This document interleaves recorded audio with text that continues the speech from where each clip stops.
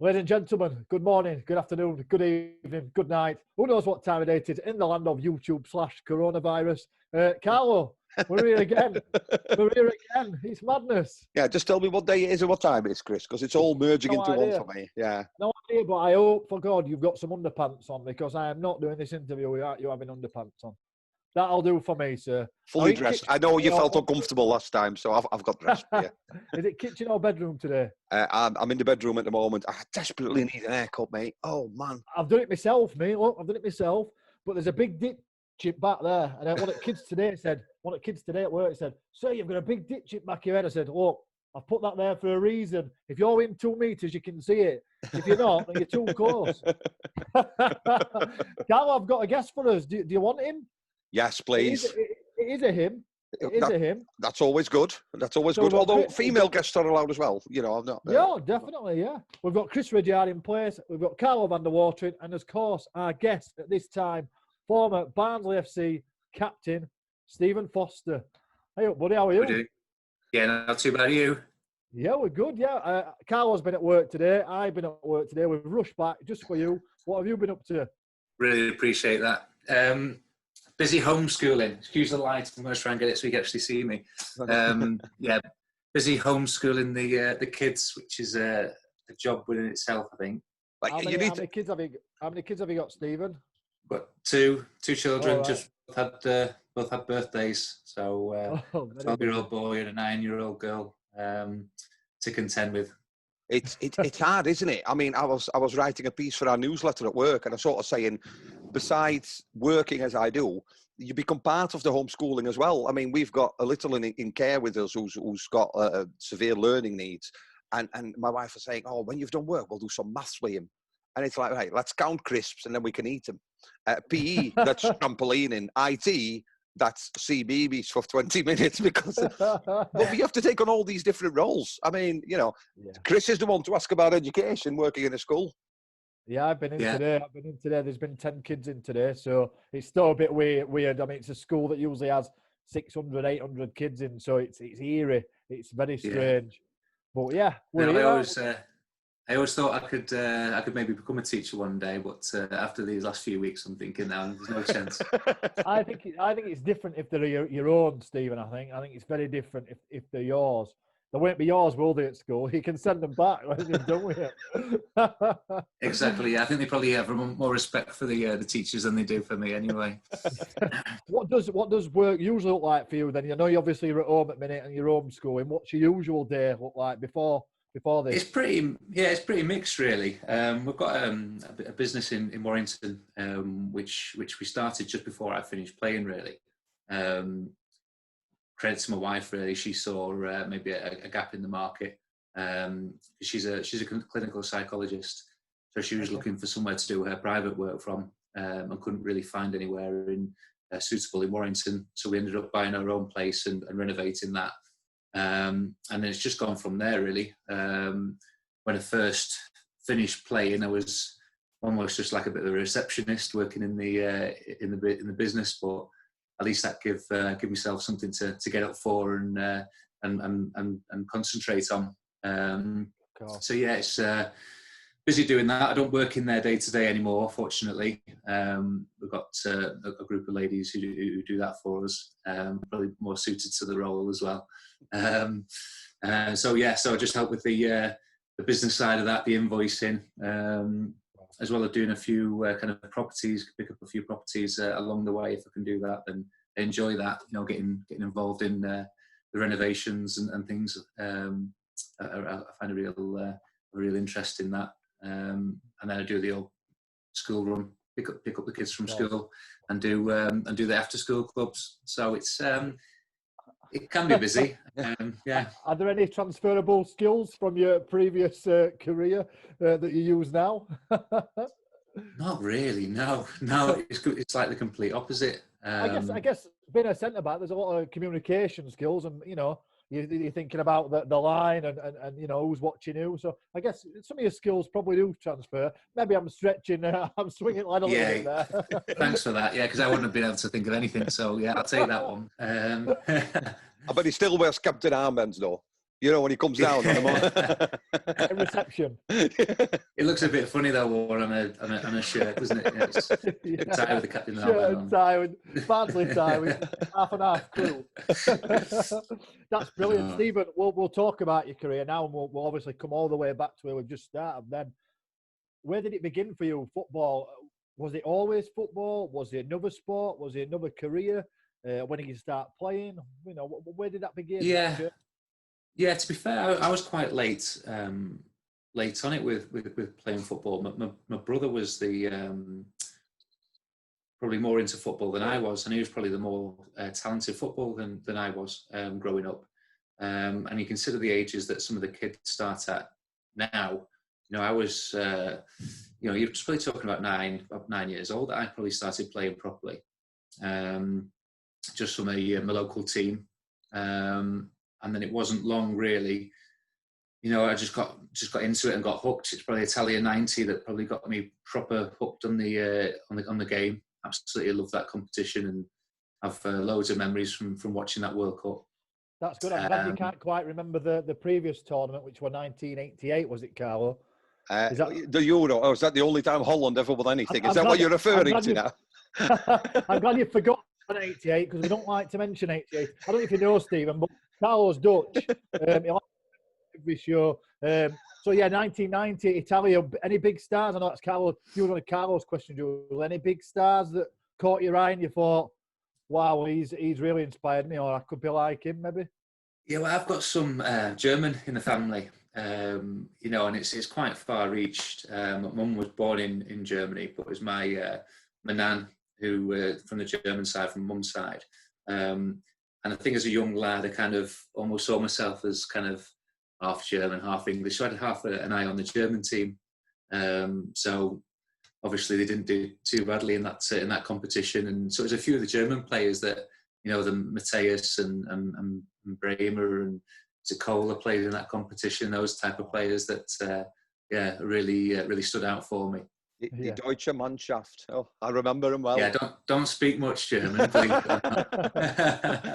What about so obviously you're into your football. What about nationally? Any teams that you were supporting, or any specific player that you say, I want to be just like that one? Yeah, well, my dad was from Nottingham in Liverpool, and he grew up a Man United fan, which obviously is completely unheard of. Yeah, he was very brave, very stupid, or very brave, or both. So I grew up as a Man United supporter. Was fortunate to get a season ticket, which I shared with my brother, and it was the old Cantona era, Kanchelskis. So yeah, it was a good time, and they played such an exciting brand of football. It's kind of a good kind of education for me, and to further my love for the game. So you're absolutely immersed in football. You've got the international tournament that caught your eye. You're going to watch Man United. When did you become? What was it? Did you get scouted? I'm assuming, were you tall back then? What was the reason you got scouted? Or I was always tall. well, not always tall, but I grew up to be tall. Not immediately. 6 foot, 3 hour womb, Yeah. But I was always a tall lad, and I went to go and actually train. I was playing for my school. I was scouted for one of the local teams, and I went to go and train with Appleton boys. And I went down to the training ground one evening. I thought they were training, and my age group wasn't there, but the year above was training. So the manager kind of said, "Well, you're here now. Come and train with us." So I trained with them, and I just ended up staying with them. So all through my early career, I played a year up, which I always felt kind of stood me in good stead. And we were a decent team as well in the area. And then it was just in a cup final playing for Appleton. There was a Man United scout there. So that was my first experience. United scout came to my dad and passed his number on and got in touch, and he ended up going down to Man United to train for, I think I was there for just over 12 months, which was great. And I did enjoy it. It was, as a young lad, I got quite nervous, going there. It's a massive club. It's my club as well, and meeting the likes of Alex Ferguson and Brian Kidd, who was there. He took some of the training. But then again, it was a weird scenario how I managed to get on to go to Crewe, because I was playing for my brother's team, who were 3 years above. And I was subbing for them. I subbed for them quite a lot when I used to take my boots, and if they were short, they said, "Oh yeah, you can jump on the bench." You couldn't do that anymore, I don't think. But I just jump on the bench, and the last 10 minutes when now the game was going, used to throw me on. So I turned up exactly that scenario, brought my boots along, and my brother's team were playing Crewe Railway Juniors, who back in the day the academies didn't exist like they do now. So the local clubs used to put teams into like Sunday leagues, and hence the Crewe Railway Juniors were Crewe Alexandra, and my brother's manager said to the Crewe manager, he's a young lad, he's 3 years below, and he said, "Well, send him down. We'll come for a game, come for a trial." So I went there. I don't think Man United knew about it, but I went there, trained. And straight away it was just worlds apart from what I experienced at Man United, in the sense that first Dario Gradi took training. Yep. The first team manager took the under 12s, and it was just absolutely unbelievable. And it's a much smaller group. So at Man United there's maybe 50 lads at each age. I was there for 12 months. I'd be surprised if they knew my name. It was one of those. Whereas straight away went to Crewe, and it was so focused on every player, like saying the coaches, the manager took training, and as soon as they said, would you like to come down, I obviously had that decision to make, but I decided to go to Crewe. I thought there'd be more opportunity for me at Crewe. We were just blown away by the attention that they paid. Wow. What is that like then, as a sort of junior? You're playing your football and you're enjoying it, aren't you? Was there always a drive of, this is what I want to do when I grow up? This is what because thousands of kids have that ambition, and it's a handful that make it in a professional club. At a very young age, you were training with Man United. You were then going to Crewe. Was it at one point that you realised, wow, I must be either really lucky or really skilled, and I can this my job? Or was it always a case of, I just enjoy my football and I'll see where it takes me? It's a good question, and I think it just kind of you kind of just go along with it. Do you know what I mean? It's just, you're just enjoying it. And as a child growing up, you love the game, you love playing, and all of a sudden, I'm playing for Man United, or I'm playing for Crewe. It's like you don't really see it coming, but you're just swept away by it all. I was fortunate to play for England schoolboys as well when I was 15. So that experience was good as well. It was the World at the Feet. I don't know if you remember that programme. Yeah. It was on that, like an ITV programme, which followed the England schoolboy team of our year. So when we were going and preparing for the games, we had this film crew kind of following us around and things. So that, I think it was probably then that you start to think, oh, you know, I must be all right here. I'm playing for England, and there's TV crew and things following us around, and but there's still no pressure. You know, you're still just doing it because you love playing. I didn't have any pressure from coaches or my parents or anything like that. You know, just like I said, you just get swept away with it, swept along with it. So you enjoyed your time at Crewe. At what point did that come to an end, and what did that look like? How did that come about? Yeah, well, I was there for, obviously, since I was 12, 13, till I was about 24. So I was there for a long time, and I owe them a lot. You know, they gave me my first start in professional football, and of course, taught me all coming through. It just got to a stage where I was coming to the end of my contract when I was sort of 24. I'd been there for a long. It felt probably longer because I was there since I was, you know, from a 12-year-old. And I just felt, you know, if I wanted to do something in my career, and that's no disrespect to Crewe, I'm going to have to go and test myself, you know, and take myself out of that comfort zone, because I think I found myself in a bit of a comfort zone at Crewe, whereas I'm guaranteed playing every week, but I played most weeks if I was fit. And it was all I knew, and everyone I knew who didn't play for Crewe just saying, you know, just wait until you go to another club, because Crewe is completely different to anything you'll experience. So yeah, it was just a conversation, and I wanted to test myself. So I let my contract run out that season, and then I was on a free to go to another club. Real. We had a piece on social media, I don't know if you've seen it, where Leroy Leiter talks about when Denny Wilson brought him to Barnsley, and he had all this, an impression of a club that was on the up, and he was, in his word, almost disgusted by the state of the club, the way the club was run, and everything like that. Now, I don't want to talk about Leroy Leiter so much because it's not a player that we associate with Barnsley or with anything. But what was your first opinion when you walked through the top? Because we spoke to Bogdanovic yesterday, Anthony Kay, who was there as a boyhood, saying it was very much a family feeling.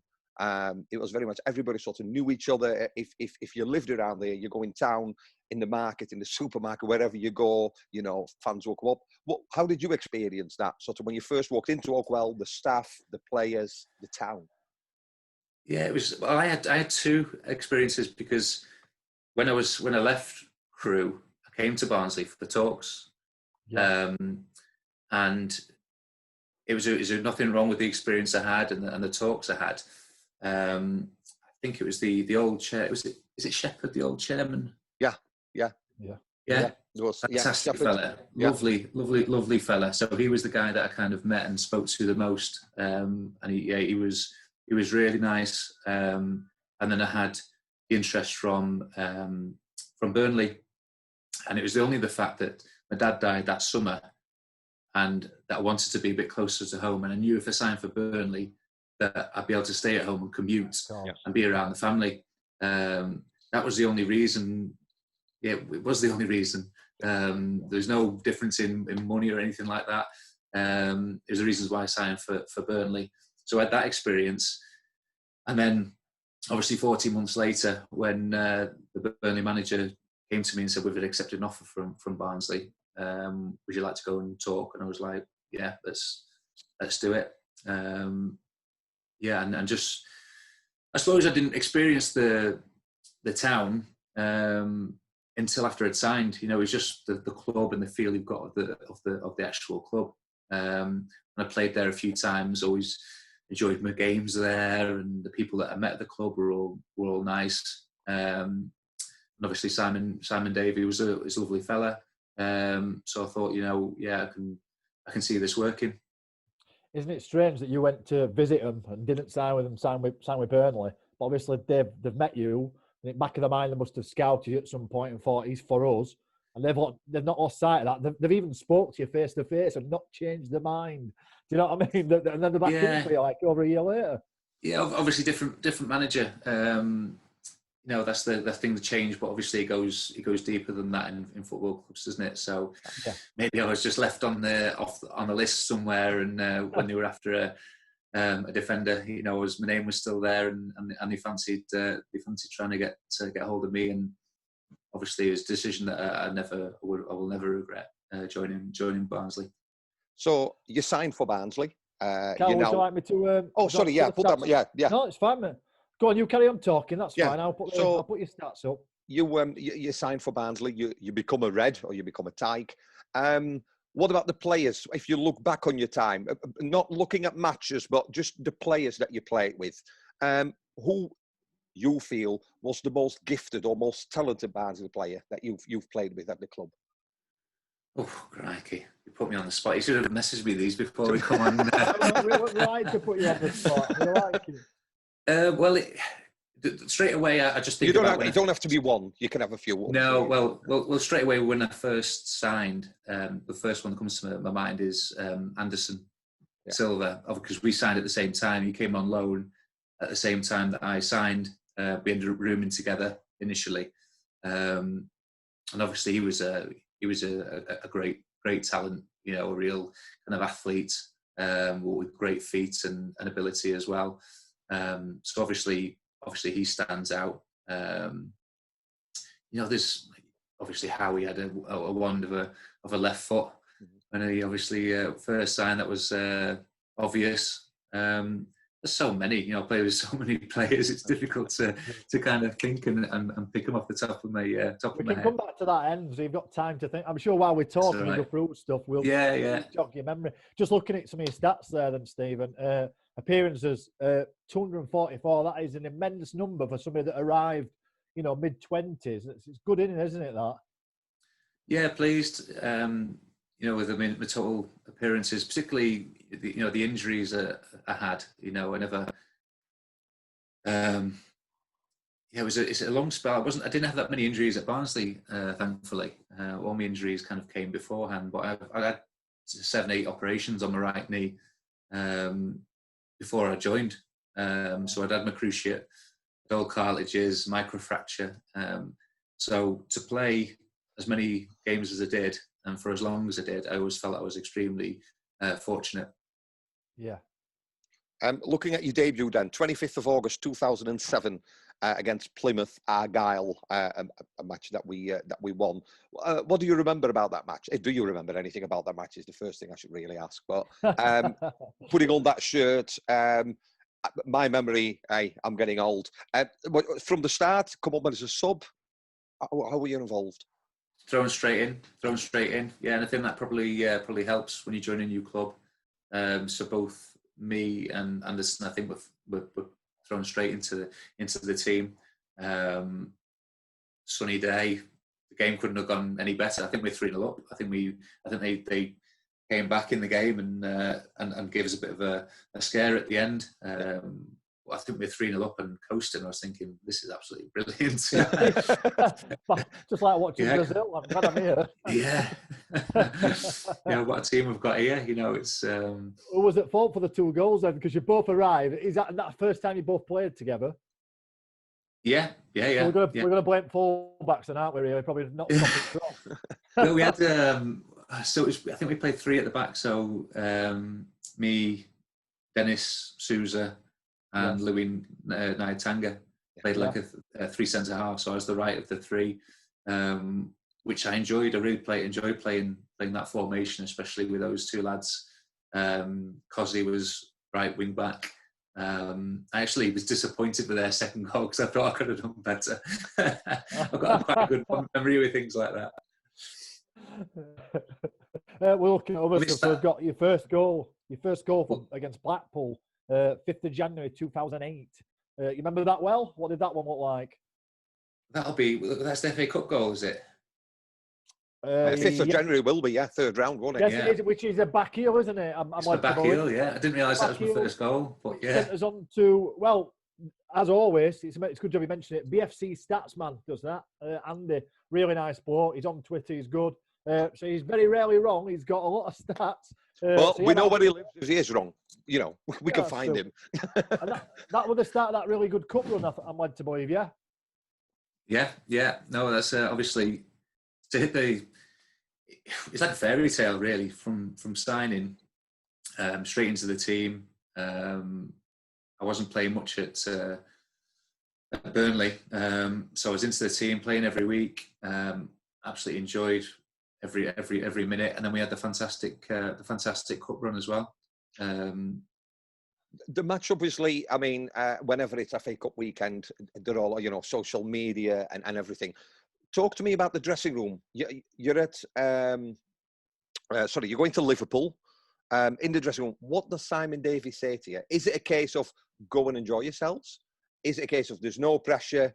Or is it like, we can win this? How does a manager, or how did Simon Davies, I suppose, to you lads, gee you up or motivate you for that match?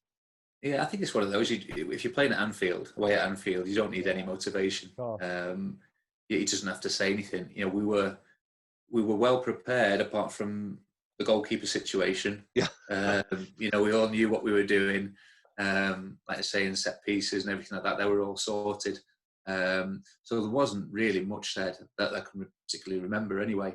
And he was a very quiet, calm kind of manager anyway. I think it was Ryan Kidd that would be the one who was doing any kind of shouting or geeing up in the dressing room.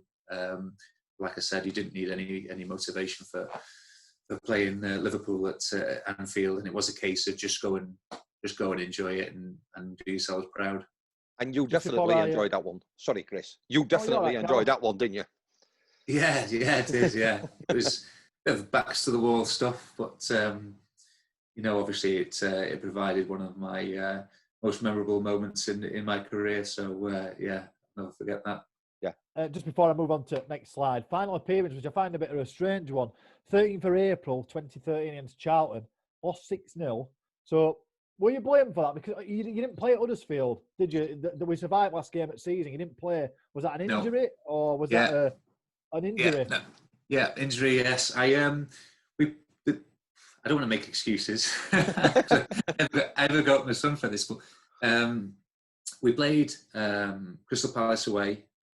Got a good result, Crystal Palace away. Then we played Cardiff away, obviously, where I scored that bit of a fluky equaliser. Well, we're going to come on to both your goal at Liverpool and the Cardiff goal. You've already preempted before, but carry on.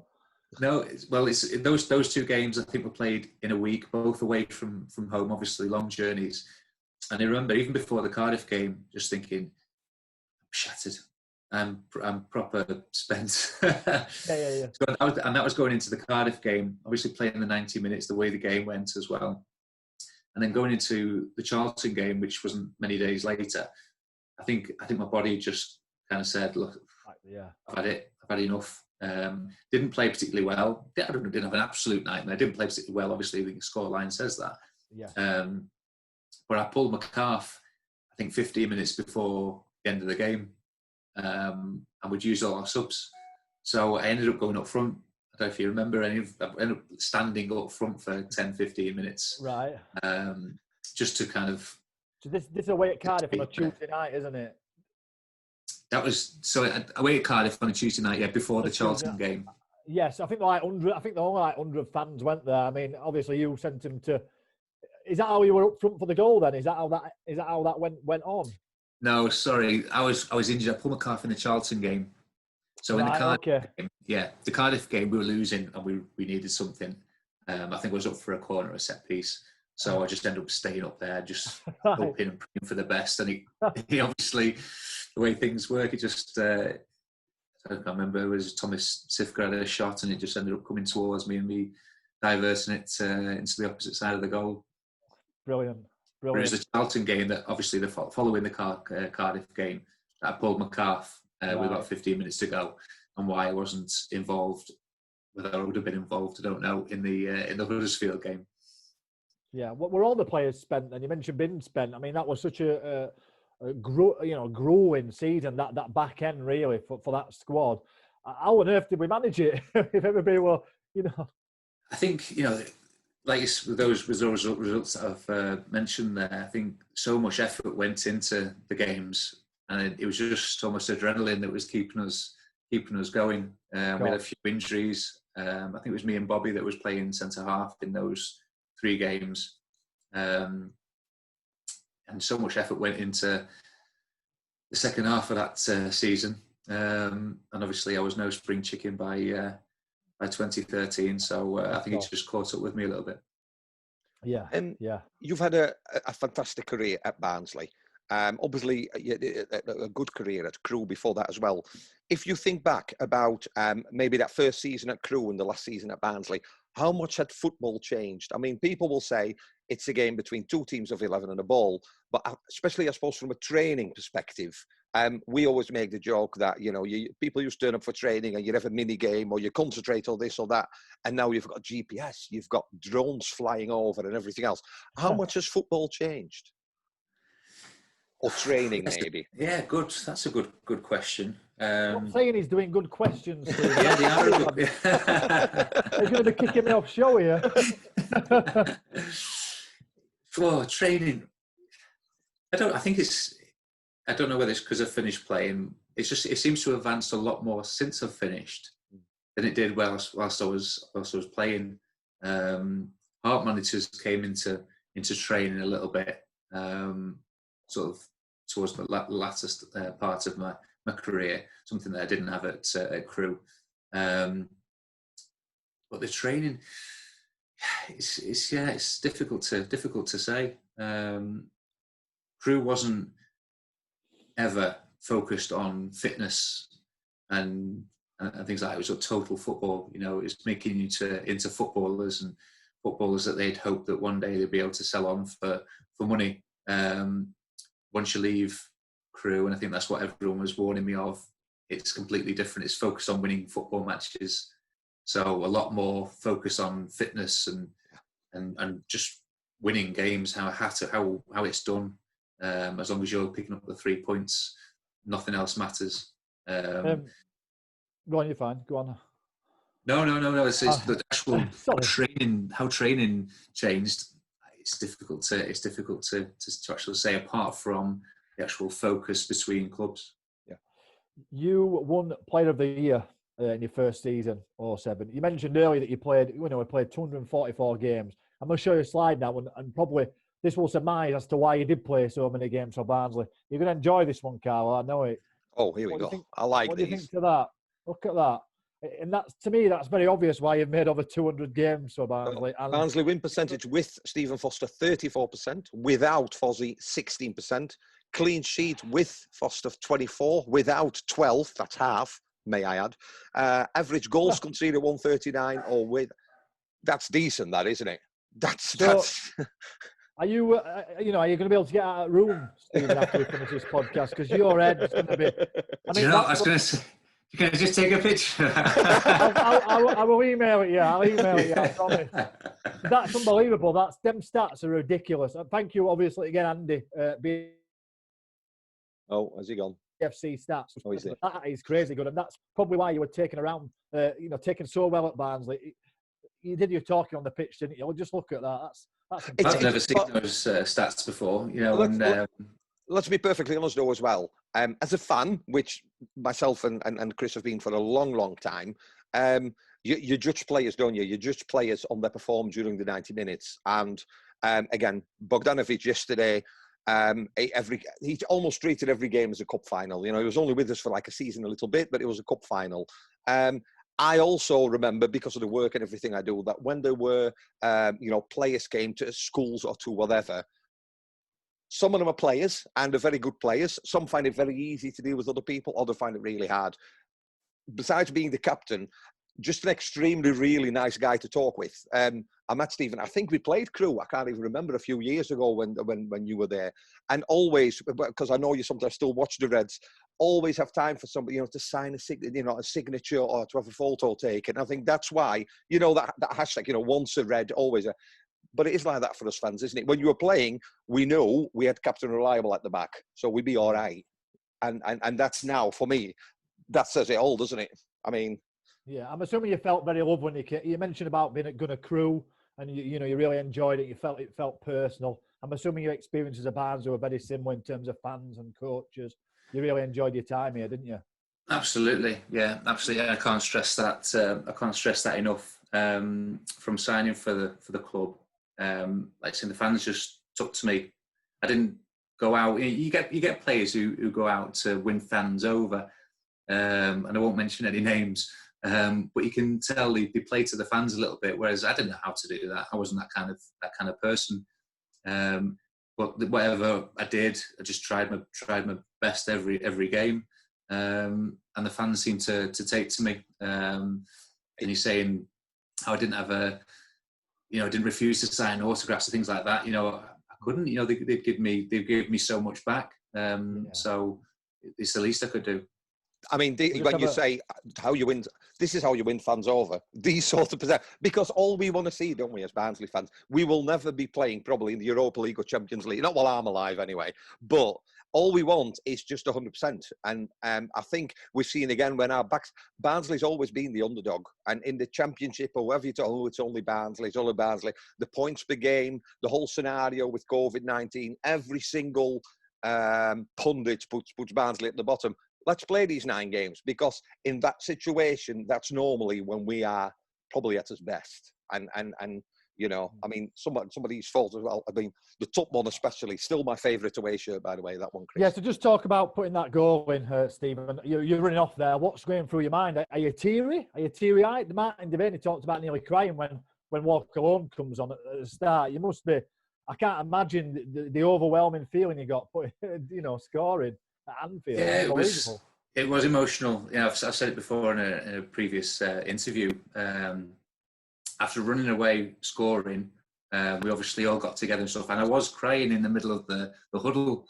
All the emotion took over. I mean, my dad died a couple of years before the game, 18 months before the game. I have to work it out now.